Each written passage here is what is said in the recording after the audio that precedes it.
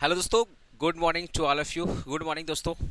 आज हम लोग कुछ स्टूडेंट का फंक्शनल ई बिजनेस सिस्टम बोल के सब्जेक्ट है जिनका सेल्स नहीं है। 90% स्टूडेंट या ऐसे बोल सकते 70% स्टूडेंट ने सेल्स लिया था और 30% जो स्टूडेंट है उनका फंक्शनल ई बिजनेस सिस्टम है। तो उनके लिए भी ये मैट मैंने बना दिया है। और ये जो वन शॉट दो पार्ट में आएगा, part A part B. 50% part A में आएगा, 50% पार्ट बी में आएगा। सर ये जो पीडीएफ है ऑलरेडी मैं अपने टेलीग्राम चैनल पर डाल दिया हूँ। आप मेरे डिस्क्रिप्शन पे भी टेलीग्राम चैनल सर्च देख सकते हैं, वहाँ पे भी लिंक दिया हुआ है।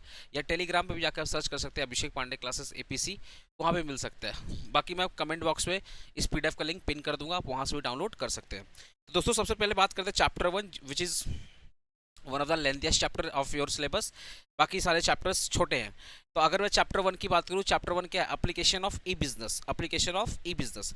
अगर मैं एक वर्ड क्लियर करूँ सर, ई बिजनेस क्या होता है? देखो, कंपनीज अपनी वेबसाइट के थ्रू बिजनेस कर रही है, कंपनी अपने एप्लीकेशन के थ्रू बिजनेस कर रही है, कंपनी सॉफ्टवेयर पे, जो याद उनका टैली सॉफ्टवेयर, अपने ई कॉमर्स पढ़े थे ना, ई कॉमर्स पढ़े थे ना, दो सॉफ्टवेयर पढ़े थे अपने, ईआरपी और ईसीआरएम पढ़े थे ना। ईआरपी जो उनका ईआरपी सॉफ्टवेयर है, कंपनी क्या करी है? अपने सारे डिपार्टमेंट का जितनी भी इंफॉर्मेशन है वो ईआरपी, वो जो टैली सॉफ्टवेयर था, ईआरपी सॉफ्टवेयर था, उसमें सब क्या कर रही थी?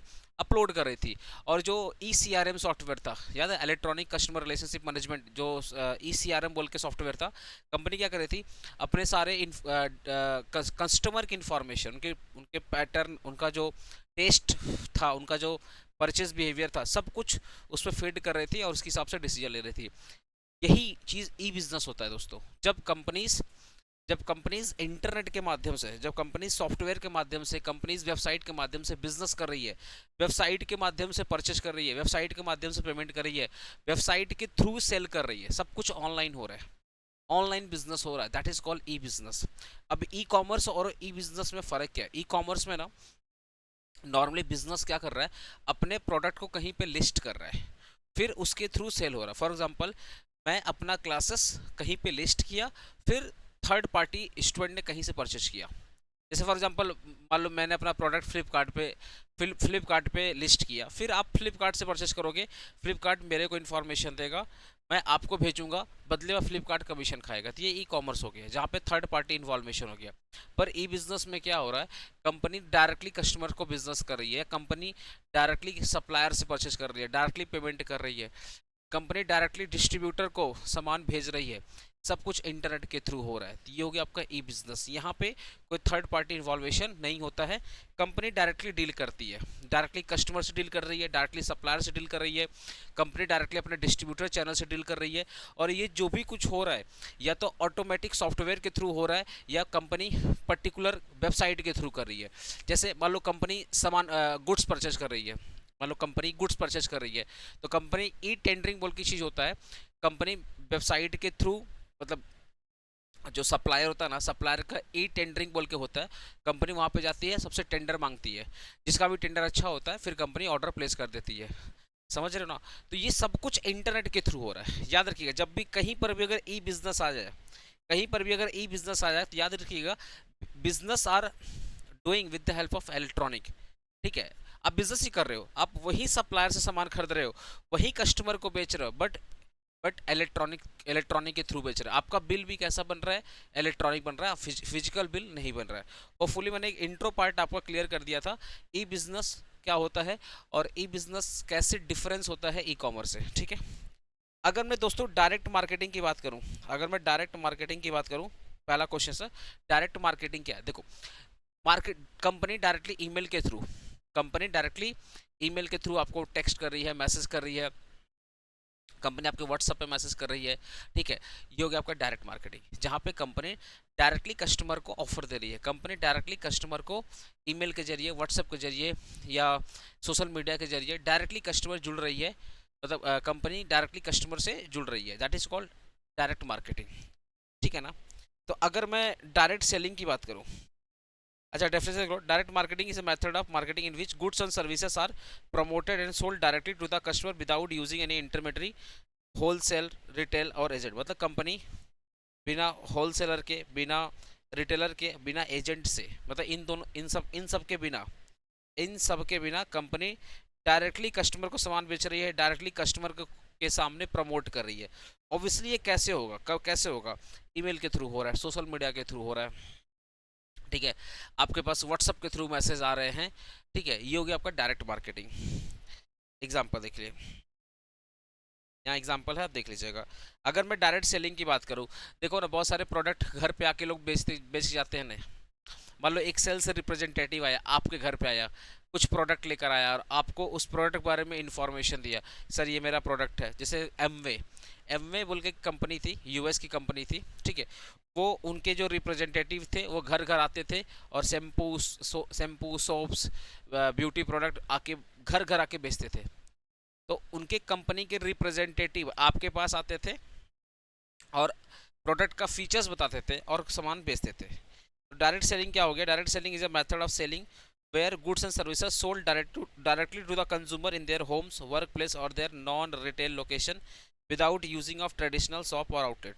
मतलब बिना शॉप के, बिना आउटलेट के, बिना किसी मॉल के कंपनी अपने रिप्रेजेंटेटिव को आपके घर पे भेज रही है, आपके बिजनेस लोकेशन भेज रही है और कस्टमर को वहीं पे सामान बेच दे रही है। मतलब समझ रहे, कंपनी के लोग आ रहे हैं आपके घर पे, प्रोडक्ट का फीचर्स बता रहे हैं और सामान आपको बेच दे रहे हैं, ठीक है। एग्जाम्पल दिया था ना, एमवे, टपरवेयर, ठीक है। डायरेक्ट मार्केटिंग और डायरेक्ट सेलिंग का डिफरेंस क्या है? एकदम इजी डिफरेंस है, मीनिंग तो मैंने पढ़ा दिया है। मोड ऑफ कॉन्टैक्ट की बात करूँ, डायरेक्ट मार्केटिंग में क्या हो रहा है? Indirect communication through advertisement, telemarketing और ऑनलाइन प्लेटफॉर्म। यहाँ पे कंपनी जो कॉन्टैक्ट कैसे कर रही है? कंपनी कॉन्टैक्ट कर रही है टेली मार्केटिंग के थ्रू, ऑनलाइन प्लेटफॉर्म मतलब जितने भी ईमेल्स वगैरह हो गए, व्हाट्सअप हो गए, उसके थ्रू, ठीक है, एडवर्टीजमेंट के थ्रू, सोशल मीडिया के थ्रू। यहाँ पे personal interaction through sales representative, company के खुद ही मेंबर आपके घर पे आ जाते हैं। यहाँ पे कस्टमर का जो इंटरेक्शन होता है वो लिमिटेड होता है।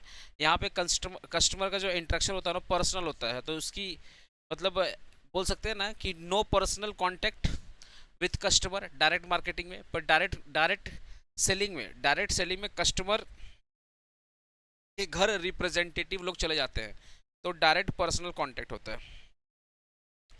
ये जनरली लो कॉस्ट होता है, डायरेक्ट मार्केटिंग लो कॉस्ट होता है, बिकॉज वो आप सोशल मीडिया के थ्रू कर रहे हो या ईमेल के थ्रू कर रहे हो, खर्चा कम पड़ेगा। पर जो रिप्रेजेंटेटिव आपके घर पे आएगा वो मोटा सैलरी लेगा, तो हायर कॉस्ट हो जाएगा, ठीक है।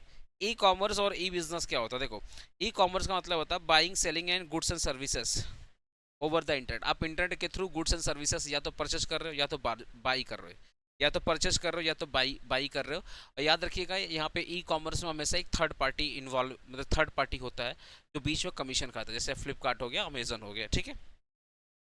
ई बिजनेस क्या हो गया? यूजिंग डिजिटल टेक्नोलॉजी से वेबसाइट्स हो गए, एप्लीकेशंस हो गए, कंपनी का खुद का वेबसाइट, कंपनी का खुद का एप्लीकेशन, कंपनी का खुद का software and the internet of all business process. मतलब बिजनेस की सारी एक्टिविटीज किसी सॉफ्टवेयर के थ्रू हो रही है या किसी वेबसाइट के थ्रू हो रही है, ठीक है ना। ई कॉमर्स नैरो होता है बिकॉज यहाँ पे सिर्फ लेन देन की बात होती है। देखो ना, यहाँ पे सिर्फ ऑनलाइन ट्रांजेक्शन होता है, खरीदा बेची का ऑनलाइन ट्रांजेक्शन होता है। यहाँ पे मतलब कोई बेच रहा है, कोई खरीद रहा है, बस यही ई कॉमर्स है। ई कॉमर्स में क्या हो रहा है? कोई खरीद रहा है, कोई बेच रहा है।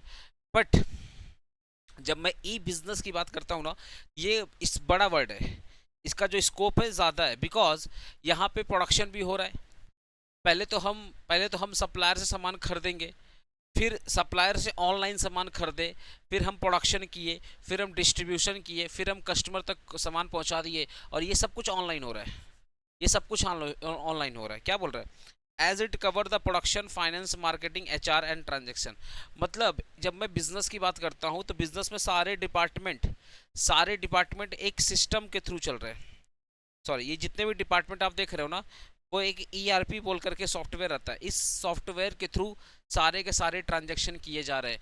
कितना प्रोडक्शन हुआ पता है? ये जो सॉफ्टवेयर होता है ना, ये ऑटोमेटिक बता देता है। ये सॉफ्टवेयर सारे डिपार्टमेंट को कनेक्ट करके रखता है। ये ऑटोमेटिक बता देता है कितना प्रोडक्शन करना है, किस मंथ में प्रोडक्शन ज़्यादा करना है, किस मंथ में प्रोडक्शन कम करना है, सप्लायर को कब अपडेट देना है, सब कुछ ये बता देता है। जैसे जैसे प्रोडक्शन होते रहेगा ये अपडेट होते रहेगा। अगर एक बार प्रोडक्शन हो गया तो स्टोर डिपार्टमेंट को मैसेज आ गया, भैया इतना प्रोडक्शन हो गया, चलिए आप अपना गोडाउन में माल ढुका दीजिए। गोडाउन में माल चला गया, ईआरपी सॉफ्टवेयर क्या करेगा? स्टोर डिपार्टमेंट में अपडेट मार देगा, तुरंत ये होलसेलर से कांटेक्ट करेगा कि इतना सामान आ चुका, चलिए बेचिए। मतलब ये जो सॉफ्टवेयर होता है ना, ये ऑटोमेटिक वर्क करता है, एकदम ऑटोमेटिक वर्क करता है। सारे डिपार्टमेंट आपस में इंटीग्रेटेड हैं, और जैसे ही डिमांड आएगा तुरंत ये होलसेलर से कांटेक्ट करेगा, रिटेलर से कांटेक्ट करेगा, डिस्ट्रीब्यूटर से कांटेक्ट करेगा और सामान को पहुंचा देगा। सब कुछ ऑटोमेटिक काम हो रहा है, तो इसका जो स्कोप होता है बड़ा होता है। अगर मैं ई कॉमर्स की बात करूं तो ये मेनली फोकस करता है कॉमर्शियल ट्रांजेक्शन, बोले ना कोई खरीद रहा है कोई बेच रहा है। बट अगर मैं ई बिजनेस की बात कर रहा हूँ तो ये बिजनेस की सारी एक्टिविटीज़, चाहे वो इंटरनल हो चाहे एक्सटर्नल, सारी एक्टिविटीज़ कर रहा है, ठीक है ना। ई कॉमर्स क्या है? ट्रांजैक्शन ओरिएंटेड, और ई बिजनेस क्या है? Process oriented. E commerce example क्या होगा? Online shopping. और ई बिजनेस का एग्जांपल क्या होगा? यूजिंग द ईआरपी सॉफ्टवेयर, बोले ना टैली वाला जो सॉफ्टवेयर है, supply chain management, online HR management, ये सब सॉफ्टवेयर होते हैं। ये सब सॉफ्टवेयर, सप्लाई चेन सॉफ्टवेयर आप यूज कर रहे हो, आप एचआर मैनेजमेंट सॉफ्टवेयर यूज कर रहे हो, जिसके थ्रू आप अपने बिजनेस को कंडक्ट कर रहे हो, ठीक है ना। अगर मैं वैल्यू चेन एनालिसिस की बात करूं, देखो वैल्यू चेन एनालिसिस का मतलब क्या होता है? कंपनी कंपनी क्या कर रही है? अपने सारे के सारे बिजनेस एक्टिविटीज को आइडेंटिफाई कर रही है, जो एक्टिविटीज से कंपनी को बेनिफिट हो रहा है, जो एक्टिविटीज से कंपनी के कॉस्ट इफेक्टिव, मतलब कंपनी के लिए खर्चा है, पर वो खर्चा जरूरी है। और कुछ कुछ खर्चे ऐसे होते हैं जो कंपनी के लिए जरूरी नहीं है, तो कंपनी उसको माइनस कर देती है। इसको बोलते हैं वैल्यू चेन। वैल्यू चेन का मतलब हो गया, it is the process of identifying all the activities involved in the creating of A product and services. Product को बनाने में जितनी भी एक्टिविटी है, सर्विस को डिलीवर करने में, प्रोडक्ट को बनाने में जितनी भी एक्टिविटीज इन्वॉल्व है, ये सारी की सारी एक्टिविटीज को पहले क्या करेगा? आइडेंटिफाई करेगा एंड उसको एग्जामिन करेगा। Examine how each activity add value to the final output. हर एक एक्टिविटी, एक प्रोडक्ट को बनाने में सारे डिपार्टमेंट मिल जाते हैं, सारे डिपार्टमेंट मिल करके अपने क्या करते हैं? प्रोडक्ट बनाते हैं, है ना।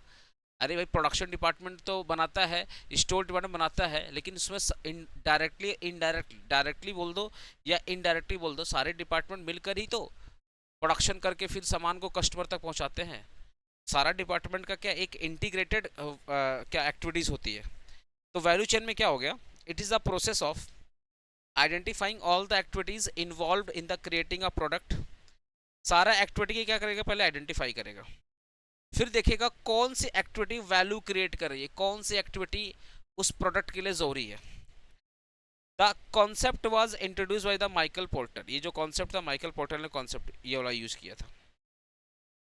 इससे क्या होता है? कंपनी को बेनिफिट क्या होता है? It help the business to understand which activity are the most valuable.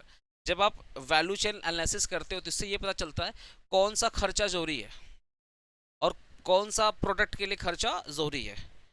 Reduce the unnecessary cost. अगर कोई खर्चा बिजनेस के लिए जरूरी नहीं रहेगा, उसको क्या करोगे? हटा दोगे। Add and improve the efficiency.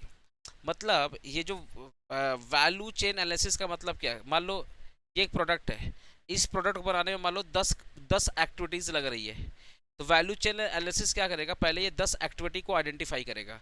उसमें से हो सकता है 8 ऐसा एक्टिविटी है जिससे वैल्यू क्रिएट हो रहा है, जो जरूरी है, और 2 ऐसे एक्टिविटीज़ है जो जरूरी नहीं है, तो इनको हटा देगा और इस 8 को रखेगा। मतलब समझ रहे हो ना? इसका एक एग्जाम्पल देखो, ज़्यादा बेटर तुमको समझ में आएगा। इसका example, in a mobile phone company, designing of the phone, assembling part, marketing and after sale service are the primary activities. मतलब एक फ़ोन के लिए उसका फ़ोन का डिज़ाइन, उसका पार्ट्स, उसका मार्केटिंग, उसका आफ्टर सेल सर्विस बहुत इंपॉर्टेंट होता है, तो ये कॉस्ट का हिस्सा बनेगा। वाइल जो एचआर टीम है, जो आपके आईटी सपोर्ट, मतलब जो सॉफ्टवेयर वाली जो आईटी सपोर्ट है, जो एचआर है, ये भी इंपॉर्टेंट है। तो एक बिजनेस के लिए, एक मोबाइल बिजनेस के लिए ये सारी की सारी एक्टिविटीज़ क्या है? इम्पॉर्टेंट है। तो ये कॉस्ट ऑफ प्रोडक्शन का पार्ट बनेगा। हो सकता है कुछ ऐसी एक्टिविटीज़ है जो बिजनेस के लिए इंपॉर्टेंट ना हो, उसको हटा दिया जाएगा। Studying these help in finding areas where value can be increased and cost reduce. तो जो एक्टिविटीज़ से बिजनेस का वैल्यू बढ़ रहा है, जिस एक्टिविटीज़ से प्रोडक्ट की क्वालिटीज़ बढ़ रही हैं, तो उन सारे के सारे एक्टिविटीज़ को रखा जाएगा, वो कॉस्ट ऑफ प्रोडक्शन का पार्ट बनेगा। पर कुछ एक्टिविटीज़ ऐसी हैं जो फालतू में कॉस्ट को बढ़ा रही हैं, उसको क्या करेंगे? हटा देंगे।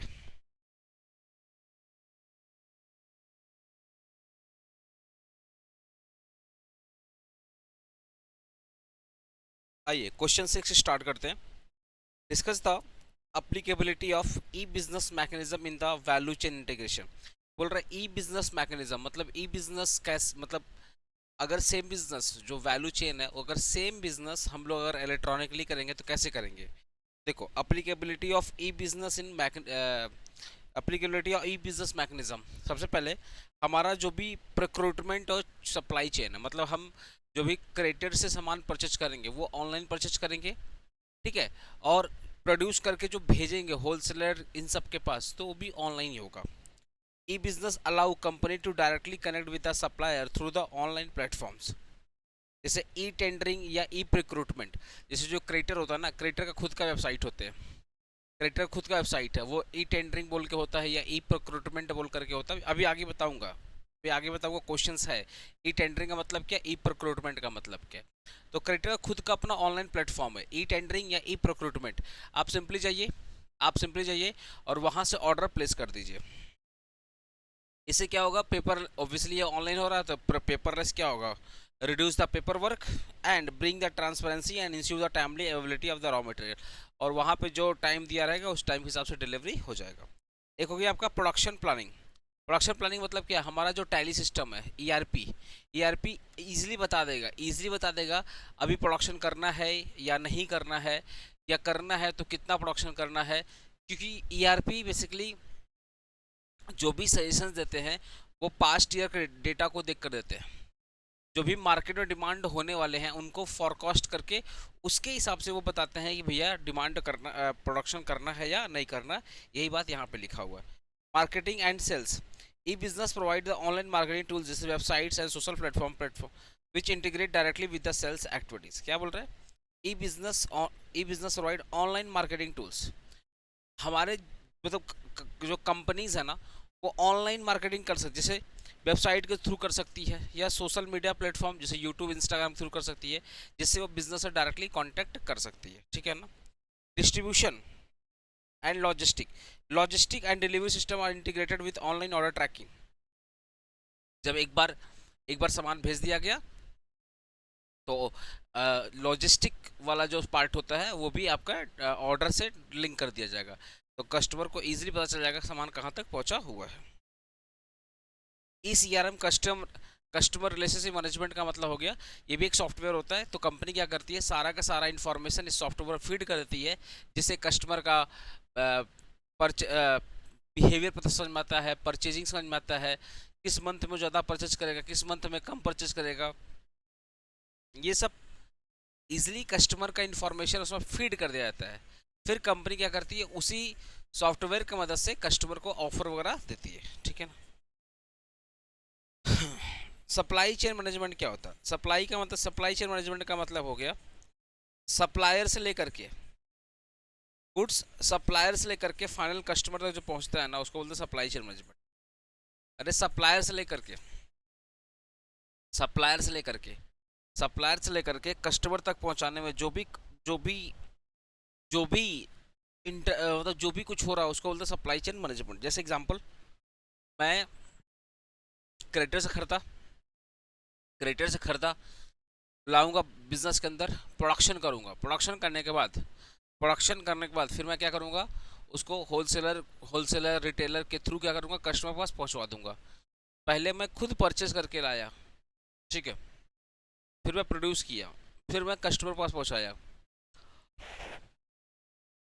सॉरी, इसी प्रोसेस को अपने बोलते हैं supply chain management. Supply chain management refers to the coordination of management of all activity involved in the movement of goods from supplier to the final consumer, ठीक है। Describe the application of ICT मतलब information technology in supply chain management. मतलब वही same question है कि भैया supply chain management में ICT का क्या रोल है। मतलब ये आजकल तो देखो ई बिजनेस हो गया ना, तो ई बिजनेस में अगर हम परचेज भी ऑनलाइन कर रहे हैं, जो इंफॉर्मेशन टेक्नोलॉजी है, जो मतलब जो सॉफ्टवेयर्स होते हैं बहुत इंपॉर्टेंट रोल प्ले करते हैं सप्लाई चेन मैनेजमेंट में। यही बात यहाँ लिखा हुआ है, ठीक है। ये सिंपली क्या करते हैं, इट हेल्प इंटीग्रेटेड सप्लायर, ये सप्लायर से जो सप्लायर का जो वेबसाइट्स है उनके थ्रू ये इंटीग्रेट हो जाते हैं। इंटीग्रेट मतलब उनसे ये कनेक्टेड हो जाते हैं manufacturers, warehouse, distributor and customer by providing the real time information.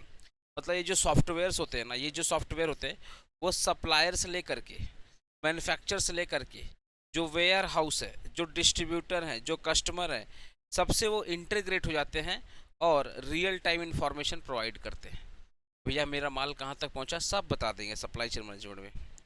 Reducing the cost and increase the efficiency. ठीक है ना। अब कैसे हो रहा एप्लीकेशन ऑफ आईसीटी, मतलब ये सॉफ्टवेयर का कैसे का हो रहा। पहला, ई रिक्रूटमेंट। हम क्या कर रहे हैं, पहले हम सामान को परचेज कर रहे हैं। रिक्रूटर मतलब क्या होता है, हम ऑनलाइन सामान को परचेज कर रहे हैं। फिर इन्वेंट्री मैनेजमेंट का मतलब हो गया आईसीटी, मतलब information communication technology system, help in monitoring the stock level in the real time using the bar code and database system, RFID tracks and database system. मतलब सप्लाई चेन मैनेजमेंट के through ना, तुम लोग देखो ना, जब भी आप ऑनलाइन वगैरह सामान खरीदते, अरे सॉरी, जब भी तुम लोग बिजनेस क्या बोलते हैं, मॉल वगैरह में क्या होगा, देखना बार कोड पे से स्कैन करता है, बार कोड देखना स्कैन करता है, फिर सिस्टम में दिखना स्टार्ट हो जाता है। तो with the help of bar code अपने इन्वेंट्री को भी मैनेज कर सकते हैं, कितना सामान बचा हुआ है, कितना बिक गया है। प्रोडक्शन प्लानिंग जो हमारा ERP होता है ना, ERP होता है, वो सिंपली बता देता है कि अभी कितना प्रोडक्शन करना चाहिए। ERP software allow the company to match the production schedule with the demand forecast ensuring the smooth production without delay. मतलब ERP आपको सजेस्ट कर देगा कि पिछले साल कैसे सजेस्ट करता है, ये लोग पता है पास्ट हिस्ट्री को देख करके, पिछले साल इस मंथ में इतना सेल हुआ था तो रेडी रहो, इस बार भी इतना सेल होने का चांसेस है, तो काइंडली प्रोडक्शन क्या करो, रेडी रखो। इससे क्या होगा, डिले होने का चांसेस बहुत कम होगा। लॉजिस्टिक एंड ट्रांसफर, तो जो हमने इस वो जो ऊपर पढ़ा था ना, देखो ना सेम चीज़ है, एप्लीकेशन वही जो सेम चीज़ हमने ऊपर पढ़ा था यहाँ पे, applicability of e business mechanism, यही सेम चीज़ यहाँ पे डाल देना, सेम चीज़ डाल देना, सेम चीज़ डाल देना यहाँ पे। ठीक है ना, जो क्वेश्चन 6 में पढ़ा था वही सेम चीज़ यहाँ पे डाल देना। तो मैं लिख देना क्वेश्चन 6 वाला जो आंसर था वही यहाँ पे डाल देना। ठीक है। Right the short note on corporate purchasing. Corporate purchasing का मतलब क्या होता है, कंपनी जब बल्क में परचेज करती है, हम लोग तो नॉर्मली एक दो पीस चार पीस 5 पीस लेंगे, लेकिन कंपनी जब बल्क में परचेज करती है ना, इसको बोलते हैं corporate purchasing. Corporate purchasing refers to the process by which company or large organization buy goods and services for their operation। ठीक है ना, ये होता है कॉर्पोरेट परचेजिंग। क्या बोल रहा है, देख लो ध्यान से, फिर देख लो। Corporate purchasing refers to the process by which companies और large organization buy goods and services required for their operation। जब कंपनियां कोई रॉ मटेरियल परचेज कर रही हैं अपने बिजनेस के लिए, उसको बोलते हैं corporate purchasing. Obviously, it is different from individual buying because it involve the bulk purchases, long-term contract and formal the procedure। Obviously, ये नॉर्मल कस्टमर्स अलग होता है, ये बहुत ज़्यादा बल्क में होता है। ठीक है, और कंपनियां जिससे परचेज करती है लॉन्ग टर्म परचेज करती है, और ओबियसली इनका एक रिकॉर्ड होता है, जैसे पहले बैंक से पैसा आएगा, लेटर आता है, ऐसा एक नॉर्मल होता है। बट अपने तो कोई भी सामान लेने जाता है डायरेक्टली लेकर चले आते हैं। ठीक है, ये पॉइंट्स थोड़ा सा पढ़ लीजिएगा आप लोग।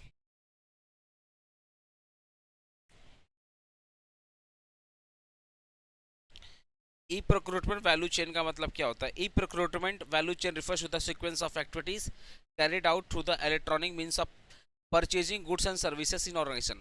जो हम goods and services online purchase करते हैं, मतलब सप्लायर से हम लोग goods and services online purchase कर रहे हैं। जो कम बिजनेस है, बिजनेस सप्लायर के गुड्स एंड सर्विसेज को ऑनलाइन परचेज कर रहे हैं, इसी को बोलते हैं ई प्रोक्रूटमेंट। ठीक है ना। इसका स्टेज कैसे होता है, पहला इंटेंट मैनेजमेंट का मतलब क्या है, ये जो ERP सॉफ्टवेयर है पहले बता देता है कि स्टोर डिपार्टमेंट में इतना माल पड़ा हुआ है, प्रोडक्शन डिपार्टमेंट को इतने माल का ज़रूरत है, अभी आप इतना माल मंगवा लो, तो इसको बोलते हैं intent management. Identifying and placing the internal request for the required goods and services. तो ये जो ERP सॉफ्टवेयर है ना, ये खुद ही बता देता है कि भैया इतने माल का ज़रूरत है।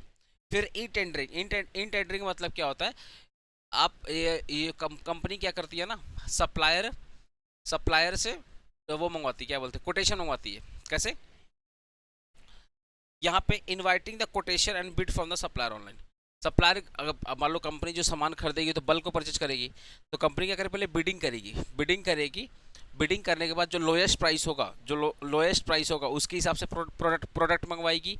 या तो कंपनी क्या करती है, ऑनलाइन बेसिकली क्या करती है, कोटेशन मंगवाती है, तो जो बेस्ट प्राइस होगा उसके हिसाब से पेमेंट होगा। ई ऑक्शनिंग का मतलब क्या होता है? ई ऑक्शन मतलब होता है ऑनलाइन ही, मतलब जो बिडिंग हो रहा है, जो ऑनलाइन बिडिंग हो रहा है ना, conducting the online auction to select the best supplier at the comparative price. तो ये सप्लायर ना सारी फैसिलिटी देता है। ई टेंडरिंग का मतलब क्या होता है, इनवाइटिंग द कोटेशन, वो ऑनलाइन आपको कोटेशन दे देगा, जो बेस्ट कोटेशन रहेगा वो आप मंगवा सकते हैं। ई ऑक्शनिंग का मतलब हो गया जो भी बिडिंग हो रहा है ना वो ऑनलाइन हो रहा है, तो जो आपको ना बेस्ट प्राइस मिल जाएगा, ठीक है, उसे ई ऑक्शनिंग। और लास्ट में एक पॉइंट डाल देना ई पेमेंट का, जो भी पेमेंट होगा वो ऑनलाइन होगा, ठीक है, जो भी पेमेंट होगा वो ऑनलाइन होगा।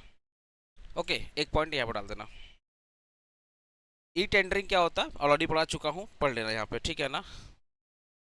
ई इनवाइसिंग मतलब जो ऑनलाइन बिल वगैरह बनता है, अरे कंपनी ऑनलाइन बिल बनाती है, ठीक है, मतलब जो बिजनेस होते हैं ना सारे के सारे बिल ऑनलाइन बनाते हैं और गवर्नमेंट को ऑनलाइन ही वो टैक्स वगैरह दे देते हैं, तो इससे गवर्नमेंट के पास भी रिकॉर्ड चलाता है।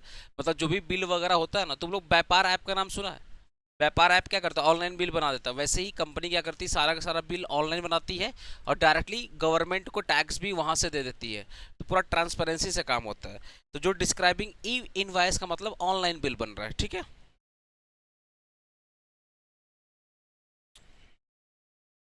State the various obstacle arising in adopting the e business application. जब आप सॉफ्टवेयर वगैरह अप्लाई करते हो बिजनेस में तो क्या क्या प्रॉब्लम होता है? पहला, सॉफ्टवेयर का कॉस्ट बहुत ज़्यादा होता है, उस सॉफ्टवेयर को चलाने के लिए एक टेक्निकल टीम चाहिए, आपको इंजीनियर वगैरह चाहिए, ठीक है ना।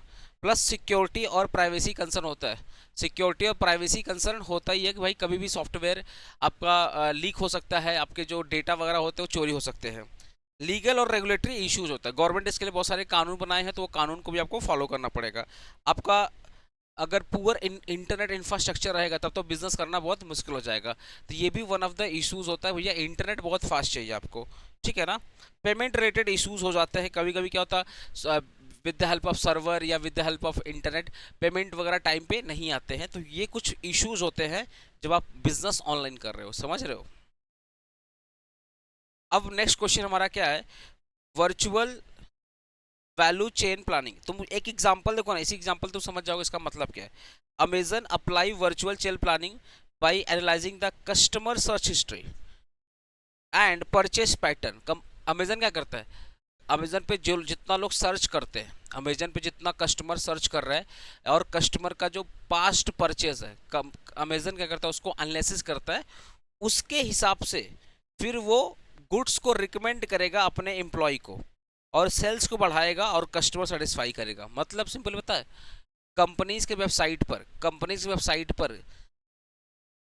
परचेज हिस्ट्री क्या है, कंपनी की वेबसाइट पर कस्टमर ने क्या क्या सर्च किया, तो भाई हमको जो पसंद आएगा, कस्टमर को जो पसंद आएगा कस्टमर वही सर्च करता है।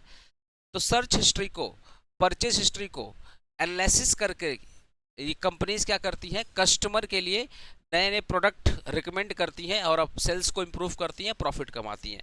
इसी को बोलते हैं वर्चुअल चेन प्लानिंग।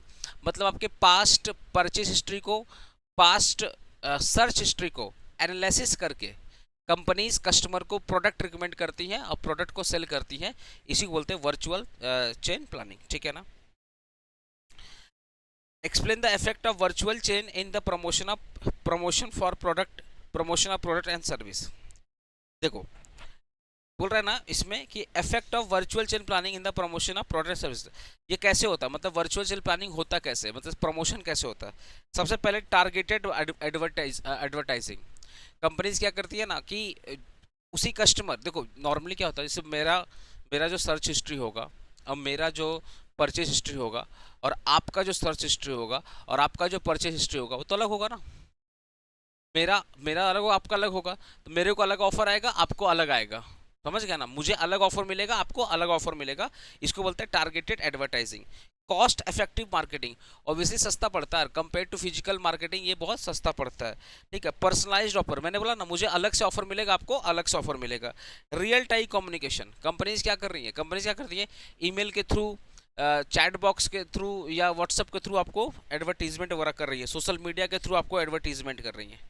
ठीक है ना, ग्लोबली रीच, ये सारे के मतलब ये वर्ल्ड वाइड कस्टमर को टारगेट कर सकते हैं।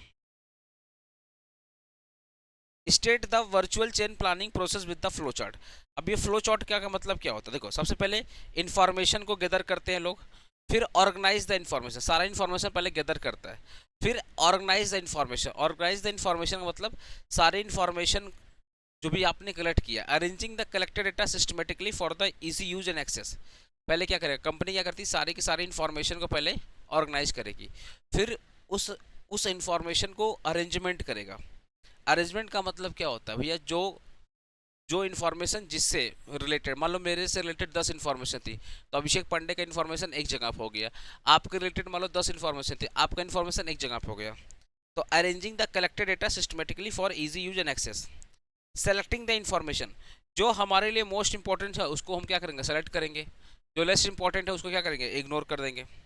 सिंथेसाइज द इन्फॉर्मेशन, मतलब सिंथेसाइज द इन्फॉर्मेशन का मतलब क्या है, combine the different set of information to create a new knowledge and insight। Sir इसका मतलब क्या, combined the, क्या बोला, combine the different set of information।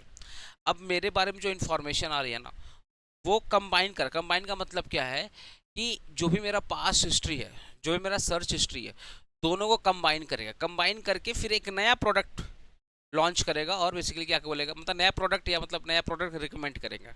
Combine the different set of information, जो मेरा पास्ट ऑर्डर आ रहा है, जो मेरा सर्च हिस्ट्री है, जो मेरे विश लिस्ट है, सबको कंबाइन करके फिर उस हिसाब से क्या करेगा, रिकमेंडेशन देगा।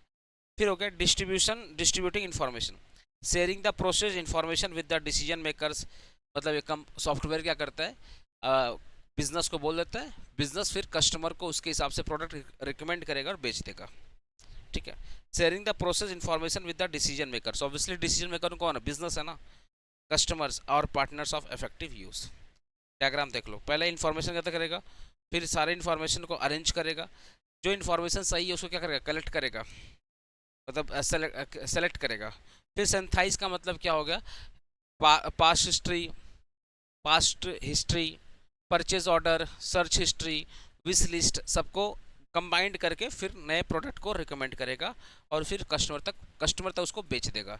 इसी को अपने बोलते हैं steps in virtual chain planning. Next question है, financial portal and account aggregator क्या होता है। फाइनेंशियल पोर्टल का मतलब क्या होता है, कंपनी का जो वेबसाइट है, देखो पहला, website and platform providing the financial information, news, tools and some services. ठीक है, मतलब वेबसाइट्स या platform providing the financial information, जिस पोर्टल के थ्रू आपको फाइनेंशियल इंफॉर्मेशन पता चल रहा है, फाइनेंशियल इंफॉर्मेशन या न्यूज़ पता चल रहा है या टूल्स पता चल रहे हैं, सम सर्विसेज। अब आगे पढ़ेंगे सर इसका मतलब आगे क्या, थोड़ा डीप चलेंगे। अकाउंट एग्रीगेटर का मतलब क्या, a system licensed by the RBI that collect and securely share the customer financial data. मतलब बोल रहा है अकाउंट एग्रीगेटर क्या है, एक ऐसा सॉफ्टवेयर है जो आरबीआई अप्रूव्ड है, आरबीआई का लाइसेंस लगता है। ये क्या करता है, ये कंज्यूमर के फाइनेंशियल डेटा को कलेक्ट करता है और उसको सिक्योरली शेयर करता है। ठीक है, आगे पढ़ेंगे तभी और भी क्लियर होगा। फाइनेंशियल पोर्टल और aggregate account aggregators aims to provide the financial awareness, comparison and online access to the service। ठीक है ना, aims to simplify the financial data sharing the faster division by the banks and NBFC। अब इसका मतलब तुमको मैं एक simple example दे रहा हूँ। पहला ये एग्जांपल देखो, मनी कंट्रोल बैंक बाजार, ये जो मनी कंट्रोल होते हैं, बैंक बाजार होते हैं, जो तुम्हारे होते हैं ना मनी कंट्रोल ऐप, सुना ना, जिसमें देखना सारे बैंकों का बारे में पता चल जाता है, किस कंपनी का शेयर क्या है। ठीक है, मनी कंट्रोल ऐप्स हो गए, तुम्हारे ग्रो ऐप्स हो गए, तुम्हारे जीरोधा हो गए, ये सब आपके क्या होते हैं, फाइनेंशियल पोर्टल होते हैं। इनके थ्रू पता चल जाता है कि बेसिकली फाइनेंशियल, मतलब हर कंपनी का फाइनेंशियल इन्फॉर्मेशन क्या है, कैसे वो कंपनी ग्रो कर रही है, मतलब अच्छा उसका फाइनेंशियल, अगर वो लेट्स से उनका शेयर का दाम बढ़ रहा है तो ऑब्वियसली वो फाइनेंशियली ग्रो कर रहे हैं। शेयर का दाम कम हो रहा है तो ऑब्वियसली फाइनेंशियली ग्रो नहीं कर रहे, वही चीज़ यहाँ पे लिखा हुआ, समझ गया ना। तो और नेक्स्ट होता है यहाँ पे एग्जांपल अकाउंट एग्रीगेटर का। ये जो फिनसर्व हो गए, फिन्यूल हो गया, वन मनी हो गया, एनएससीएल हो गया, ये सब गवर्नमेंट के अपने सॉफ्टवेयर्स होते हैं। इसके थ्रू ये कस्टमर के डेटा वगैरह सिक्योरली शेयर करते हैं, मतलब बैंकों के साथ, एनबीएफसी के साथ। तो इनका क्या पहला इनका एम देख लो, फाइनेंशियल पोर्टल का aims to provide the financial awareness, comparison and online access to the service. Online access to the service मतलब ये जो मनी कंट्रोल ऐप्स हो गए ना, या जो बेसिकली शेयर मार्केट वाले ऐप हो गए, ये क्या करते हैं, फाइनेंशियल अवेयरनेस। आप ग्रो पे जाओगे, आपको देखो ना पता चल जाएगा कौन सी कंपनी का शेयर, मतलब कौन सा कंपनी का बेसिकली शेयर का दाम अच्छा हो रहा है, ठीक है।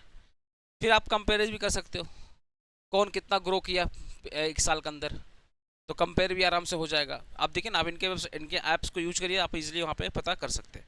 ऐसी जो अकाउंट एग्रीगेटर होता है, aim to simplify the financial data sharing for the faster decision by the banks and NBFC. Companies क्या कर, मतलब बैंक वगैरह क्या कर रहे हैं, आरबीआई के थ्रू ये वाला सॉफ्टवेयर का लाइसेंस ले रहे हैं और कस्टमर की सारी इंफॉर्मेशंस को ले रहे हैं। इसके अकॉर्डिंग ये क्या करते हैं, कस्टमर को ऑफर वगैरह दे रहे हैं, लोन्स वगैरह का ऑफर दे रहे हैं, एफडी का ऑफर दे रहे हैं, पॉलिसीज का ऑफर दे रहे हैं, ठीक है। अभी आगे देख लो यहाँ पे, user benefit, customer use it mainly for the information guidance and investment decision. हम लोग मनी कंट्रोल ऐप वगैरह क्यों यूज करते हैं, इन्फॉर्मेशन के लिए यूज करते हैं, डिसीजन के लिए यूज करते हैं। यहाँ पे क्या हो रहा है, customer gate control over there data and avoid paper work when apply for the loan and services. Customer क्या बोला, customer gate control over the data, customer को सारा डेटा आराम से उनको मिल ही जाता है उस पर्टिकुलर सॉफ्टवेयर पे। और व्हेन अप्लाई लोन्स और सर्विसेज, देखो ना आज हम लोग कुछ भी अपना लोन वगैरह डालते हैं ना, देखो ध्यान से, आधार कार्ड डालते हैं, पैन कार्ड डालते हैं, सब इजीली ऑनलाइन अकाउंट, तुम लोग जो ऑनलाइन अकाउंट ओपन करते हो ना, कैसे होता है, यही तो अकाउंट एग्रीगेटर के थ्रू होता है ना। तुम्हारी सारी की सारी इन्फॉर्मेशन डिजी लॉकर इन सब में सेव्ड है, ईजिली बैंक वाले वहाँ से इन्फॉर्मेशन ले लेते हैं और आपका अकाउंट ओपन कर देते हैं, या बैंक वाले आपके सिविल स्कोर वगैरह ईजिली चेक कर लेते हैं। तो आपका कहीं ना कहीं जो डेटा है ना, वो आरबीआई क्या करती है, शेयर करती है बैंकों के साथ में, ठीक है ना। Write the short note on financial service of e business. देखो financial service of e business मतलब क्या है कि बैंक क्या क्या बिजनेस, मतलब क्या क्या ऑनलाइन सर्विस दे रहा है, तो यही वाला सर्विस दे रहा है ना, एनएफटी दे रहा है, आरटीजीएस दे रहा है, यूपीआई दे रहा है, क्रेडिट कार्ड दे रहा है, डेबिट कार्ड दे रहा है, डिजिटल वॉलेट दे रहा है, इलेक्ट्रॉनिक फंड, यही सब तो दे रहा है। अरे बैंक जो ऑनलाइन पेमेंट दे रहा है ना, अरे आप घर बैठे बैठे बैंक से क्या कर रहे हैं, आप ऑनलाइन पेमेंट कर सकते हैं, बैठे बैठे घर से online online bank account open कर सकते हैं, मोबाइल एप्लीकेशन यूज कर सकते हैं, वही चीज़ यहाँ पे लिख देना आपका, ठीक है। Right short note on information service of e business. Information service of e business मतलब क्या होता है, जैसे इसमें क्या क्या आता है, online database, search engine, newspaper, e magazine, company website, government portal and market search portal, मतलब सब कुछ। Information service of e-business refers to the online facility that provide the customer business with the relevant data, knowledge and update required to the decision making। भाई सब कुछ तो online हो चुका है आज के टाइम पे, देखो ना क्या बोल रहा है इसमें, क्या क्या ऑनलाइन डेटाबेस, आज सारा का सारा अकाउंट हम लोग का, मेरा और आपका सबका अकाउंट क्या ऑनलाइन तो है ही है ना। सर्च इंजन, गूगल पे हम लोग इजीली कोई भी चीज़ हम लोग क्या करते हैं, सर्च करके पता कर सकते हैं। सारा आजकल न्यूज़पेपर भी क्या हो गया, सब देखो ना, टाइम्स ऑफ इंडिया, सबका अपना अपना खुद का एप्लीकेशन हो गया। And e magazine, company website, government portal, market search portal, सब एग्जांपल देखो ना यहाँ पे। For example website like money control provide the financial market update, while platform like Just Dial या government portal supply the business related and service related information. मतलब हर एक app क्या कर रहा है, कुछ ना कुछ इन्फॉर्मेशन दे रहा है। आजकल देखो ना लोग आज तक वाले या बड़े बड़े न्यूज़ चैनल क्या कर लिए हैं, यूट्यूब में अपना खुद का चैनल बना लिए हैं, और आपका यूट्यूब में ही न्यूज़पेपर दिखना स्टार्ट हो जाता है, मतलब मोबाइल में ही आपको दिखना स्टार्ट हो जाता है कि चल क्या रहा है देश के अंदर। इनका खुद अब मतलब टाइम्स ऑफ इंडिया इनका खुद का एप्लीकेशन है, तो टाइम्स ऑफ इंडिया ही बता देगा कि भैया क्या चल रहा है, बेसिकली देश के अंदर क्या चल रहा है, आपको अलग से न्यूज़पेपर खरीदने का ज़रूरत नहीं है। यही बोल रहा है कि क्या क्या इंफॉर्मेशन सर्विस है ई बिजनेस का, तो सिंपली आपको पढ़ करके लिख देना। लास्ट क्वेश्चन इस चैप्टर का है, e business project, write step the e business project. E business project involve the systematic planning and execution of successfully establish online business. मतलब आप सबसे पहले ना, ई बिजनेस प्रोडक्ट मतलब क्या, कोई भी बिजनेस आप ऑनलाइन कैसे चालू करोगे, कोई बिजनेस आप सक्सेसफुली ऑनलाइन कैसे चालू करोगे, वही यहाँ पे लिखना है। सबसे पहले द मेन स्टेप्स इंक्लूड, पहला identifying the business objective and scope. आपको सबसे पहले देखना पड़ेगा कि आपका बिजनेस किस चीज़ के लिए है और इसमें आप क्या क्या कर सकते हो। Conducting the feasibility study and resource analysis, आपके बिजनेस के लिए क्या क्या चीज़ ज़रूरत है, क्या आप वो इजिली अवेलेबल कर पाओगे, आप ये सोचोगे। Prepare the detailed project plan, अपना बिजनेस का जो प्रोजेक्ट प्लान है, जो बिजनेस का लेआउट है, उसको आप डिटेल क्या करेंगे, पहले आप बनाएंगे। Selecting the appropriate technology and infrastructure, अब आपके बिजनेस के लिए कौन वेबसाइट्स बनाएं, एप्लीकेशंस बनाएं, कौन कौन सॉफ्टवेयर लगेंगे, वो सब कुछ क्या करिए आप सेलेक्ट कर लीजिए। फिर आप उसको क्या करिए, डिज़ाइन करिए, उसको फिर आप टेस्ट करिए और फिर उसको आप लॉन्च कर दीजिए।